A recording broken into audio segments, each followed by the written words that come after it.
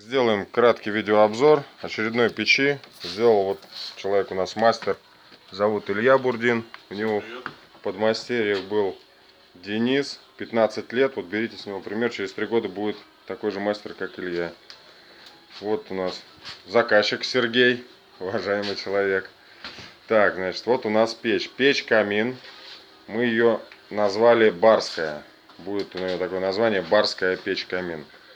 Значит, обратите внимание на каминную топку. Вот это у нас первая растопка идет.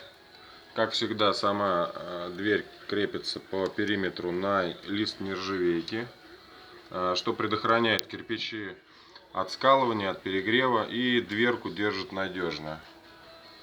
Поддувало. Вот это вот прочесные, такие красивые, с глухарями. Все пролеты над дверями выполнены на ус, либо арками. Железа практически нету, кроме самих дверей и задвижек. Даже, обратите внимание, вот это вот пролет достаточно большой, выполнен из кирпича.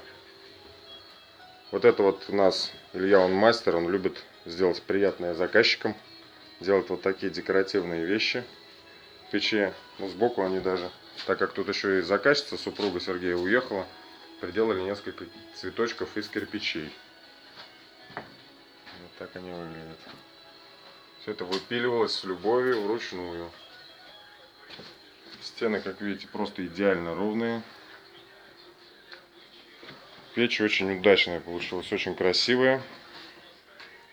Поэтому заказывайте, ставьте лайки. Ждем ваших звонков.